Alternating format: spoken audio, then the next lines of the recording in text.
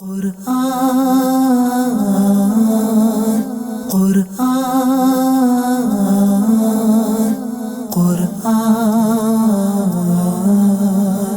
قرآن کی روشنی۔ الحمدللہ رب العالمین والصلاة والسلام علی سید المرسلین، اما بعد فاعوذ باللہ من الشیطان الرجیم، بسم اللہ الرحمن الرحیم۔ الصلاة والسلام علیک یا رسول اللہ وعلی آلک واصحابک یا حبیب اللہ۔ الصلاة والسلام علیک یا نبی اللہ وعلی آلک واصحابک یا نور اللہ۔ FGN چینل کے ناظرین، پروگرام نور قرآن میں ایک مرتبہ پھر سے خوش آمدید کہتے ہیں۔ اللہ پاک ہمیں قرآن کریم کی برکتیں نصیب فرمائے۔ نبی کریم صلی اللہ تعالی علیہ وآلہ وسلم نے ارشاد فرمایا، تم جہاں بھی ہو مجھ پر درود پڑھو کہ تمہارا درود مجھ تک پہنچتا ہے۔ صلو علی الحبیب صلی اللہ تعالی علی محمد صلی اللہ تعالی علیہ وآلہ وسلم۔ آئیے آج جو ہم نے اس سے پہلے والے ایپیسوڈ میں آیت جہاں تک پڑھی تھی، آگے سے انشاءاللہ سٹارٹ کرتے ہیں۔ توجہ کے ساتھ سماعت فرمائیے گا۔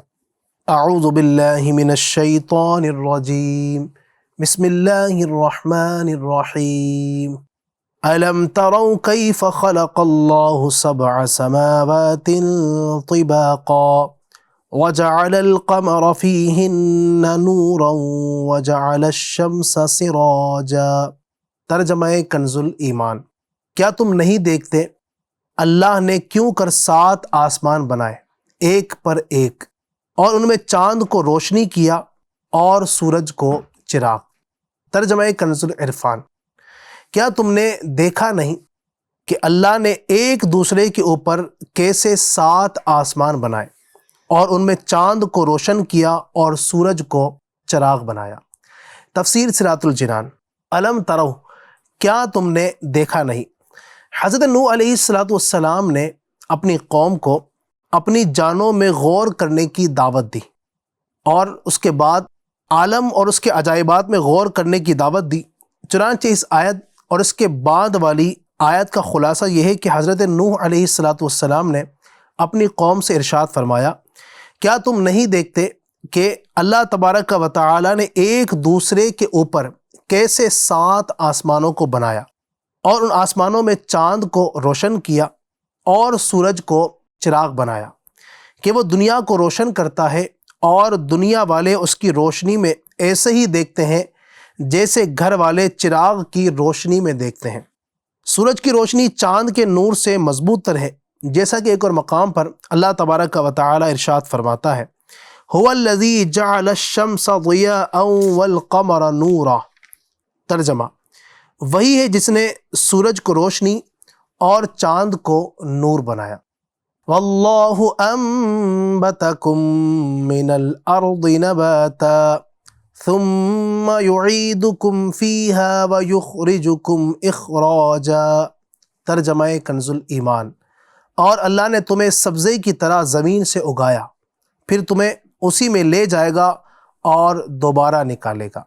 ترجمہ کنز العرفان۔ اور اللہ نے تمہیں سبزے کی طرح زمین سے اگایا، پھر تمہیں اسی میں لوٹائے گا اور تمہیں دوبارہ نکالے گا۔ تفسیر۔ یہاں سے دوبارہ انسان کی تخلیق سے اللہ تعالیٰ کی قدرت پر دلیل پیش کی۔ چنانچہ اس آیت اور اس کے بعد والی آیت کا خلاصہ یہ ہے کہ اللہ تبارک و تعالیٰ نے تمہارے باپ حضرت آدم علیہ السلام کو زمین سے پیدا کیا، اور تم انہی کی اولاد ہو، پھر اللہ تعالیٰ تمہیں موت کے بعد اسی میں لوٹائے گا اور تمہیں قیامت کے دن اس سے دوبارہ نکالے گا۔ واللہ جعل لکم الارض بساطا لتسلکوا منہا سبلا فجاجا۔ ترجمہ کنز الایمان۔ اور اللہ نے تمہارے لیے زمین کو بچھونا بنایا کہ اس کے وسیع راستوں میں چلو۔ ترجمہ کنز العرفان۔ اور اللہ نے تمہارے لیے زمین کو بچھونا بنایا تاکہ تم اس کے وسیع راستوں میں چلو۔ تفسیر۔ واللہ جعل لکم الارض بساطا، اور اللہ نے تمہارے لیے زمین کو بچھونا بنایا۔ اس آیت اور اس کے بعد والی آیت کا خلاصہ یہ ہے کہ حضرت نوح علیہ السلام نے قوم کو اپنے رب عز و جل کی نعمتیں یاد دلاتے ہوئے فرمایا کہ اللہ پاک نے تمہارے لیے زمین کو بچھونا بنایا تاکہ تم اس کے وسیع راستوں میں اس طرح بآسانی چلو جس طرح آدمی اپنے بستر پر چلتا ہے۔ قال نوح رب انہم عصونی واتبعوا من لم يزده ماله وولده الا خسارا ومكروا مكرا كبارا وقالوا لا تذرن آلهتكم ولا تذرن ودا ولا سواعا ولا يغوث ويعوق ونسرا۔ ترجمہ کنز الایمان۔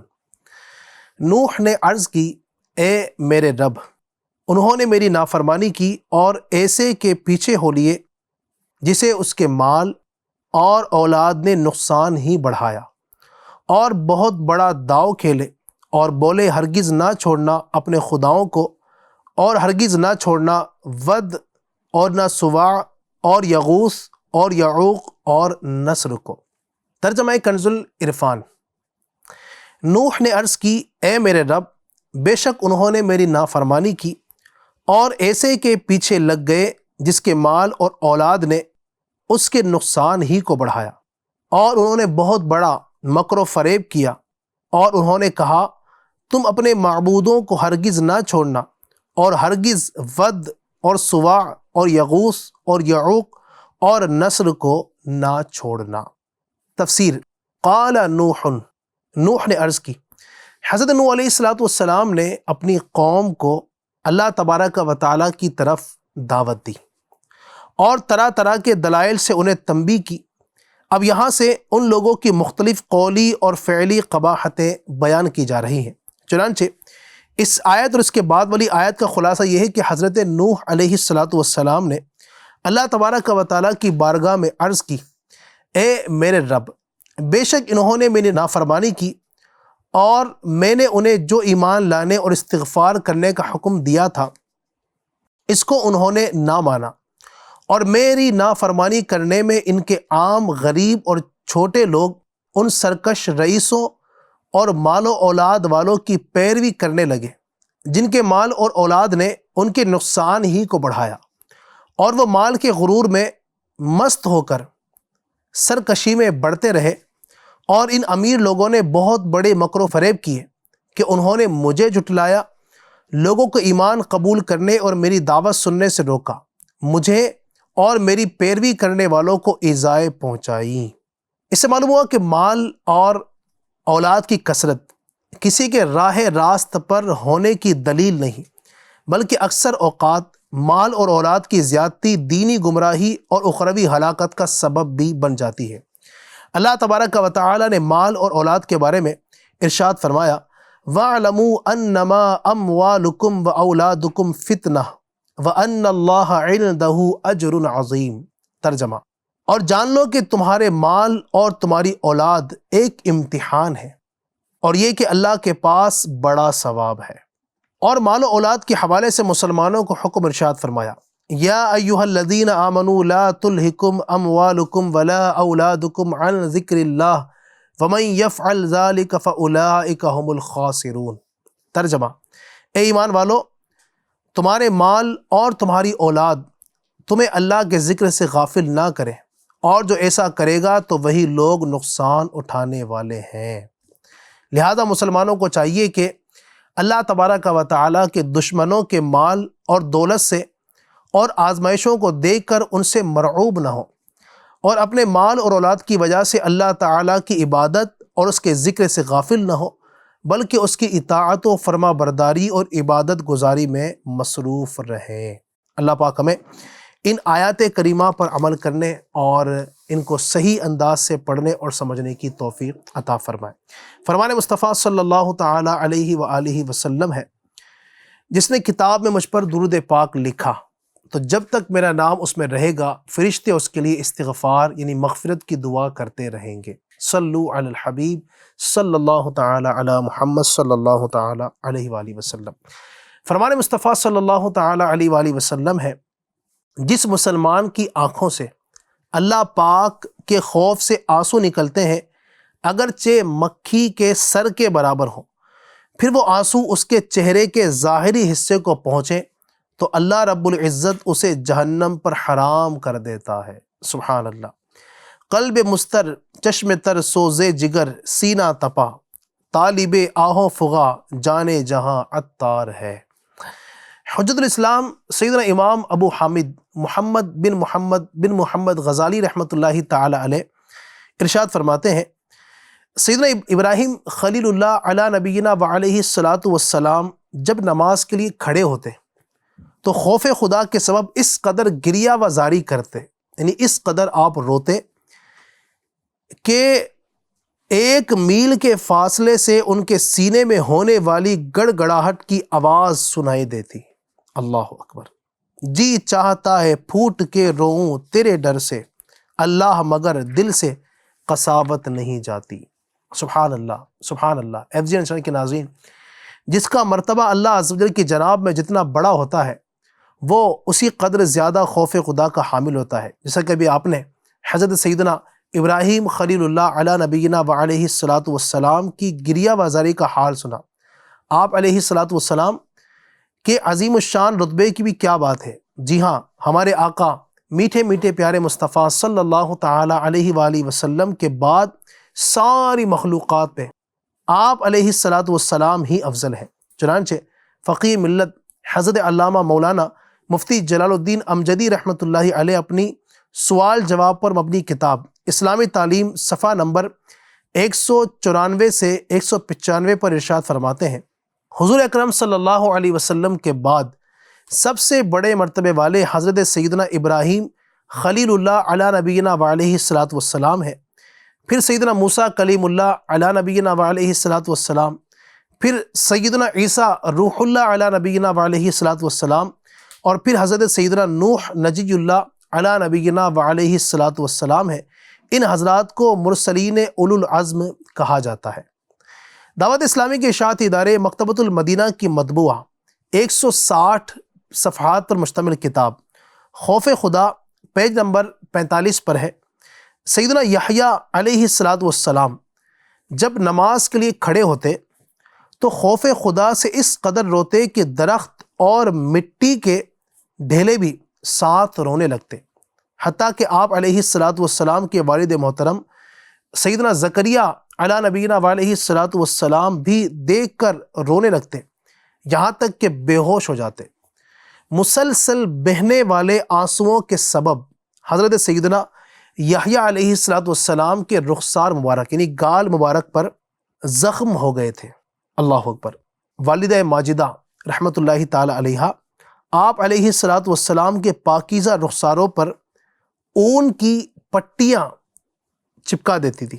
جب بھی آپ علیہ الصلاۃ والسلام نماز کے لیے کھڑے ہوتے تو رونا شروع کر دیتے، جس کے نتیجے میں وہ اون کی پٹیاں بھیگ جاتی۔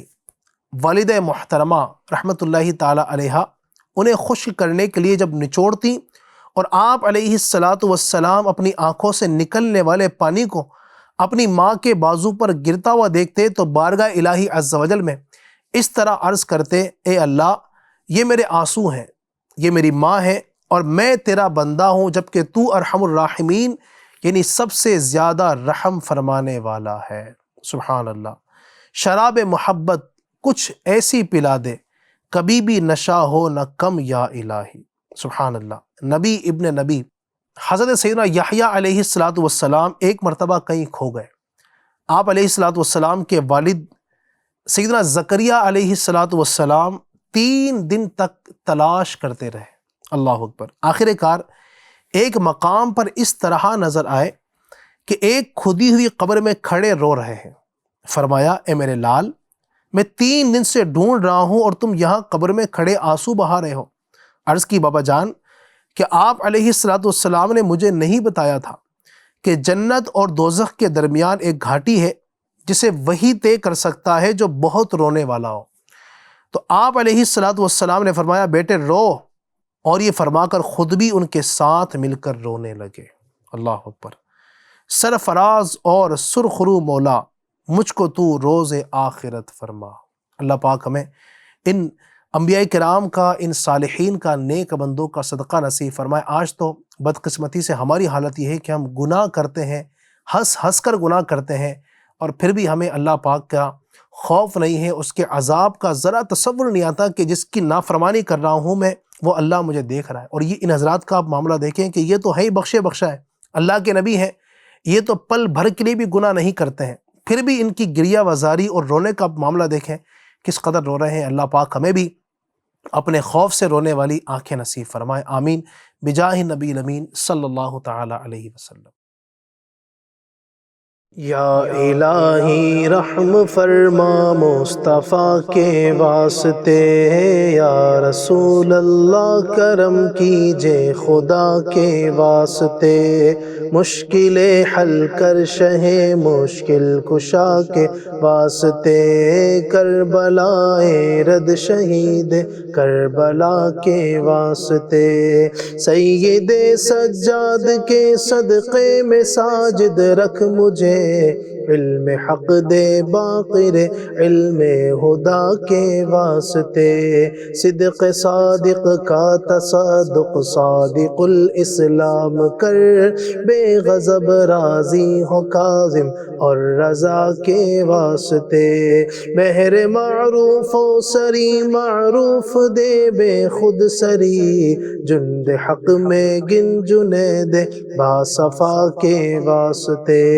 بہر شبلی شیر حق دنیا کے کتوں سے بچا، ایک کارک عبد واحد بیریا کے واسطے، بلفرح کا صدقہ کر غم کو فرح دے حسن سعد، بلحسن اور بو سعید سعد زا کے واسطے، قادری کر قادری رکھ قادریوں میں اٹھا، قدر عبد القادر قدرت نما کے واسطے، احسن اللہ لہم رزقا سے دے رزق حسن، بندہ رزاق تاج الاصفیاء کے واسطے، نصر بھی صالح کا صدقہ صالح و منصور رکھ دے، حیات دین محیے جا فضا کے واسطے، طور عرفان و علو و حمد و حسنہ و بہا دے، علی موسیٰ حسن احمد بہا کے واسطے، بہر ابراہیم مجھ پر نار غم گلزار کر، بھیک دے داتا بھکاری بادشاہ کے واسطے، خانہ دل کو ضیا دے روح ایمان کو جمال، شاہ ضیا مولا جمال الاولیاء کے واسطے، دے محمد کے لیے روزے کا رحمت کے لیے، خان فضل اللہ سے حصہ گدا کے واسطے، دین و دنیا کے مجھے برکات دے، برکات سے عشق حق دے، عشق عشق انتما کے واسطے، حب اہل بیت دے آل محمد کے لیے،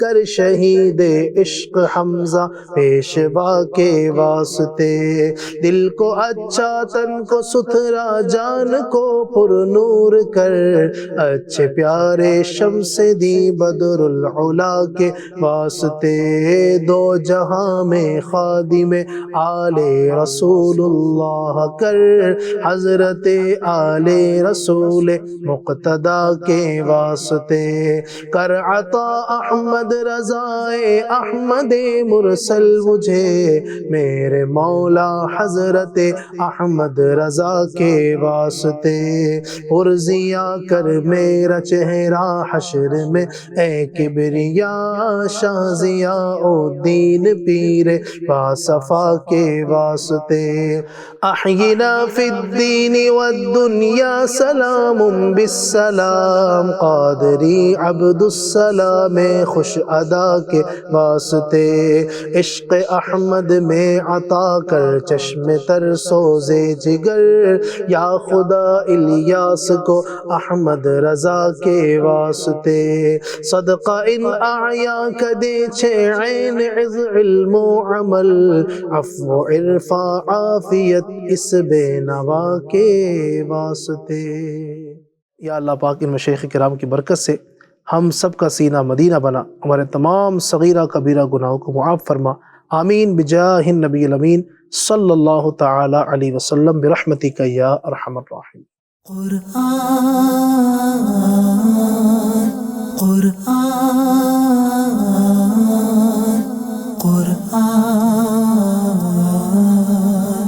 قرآن کی روشنی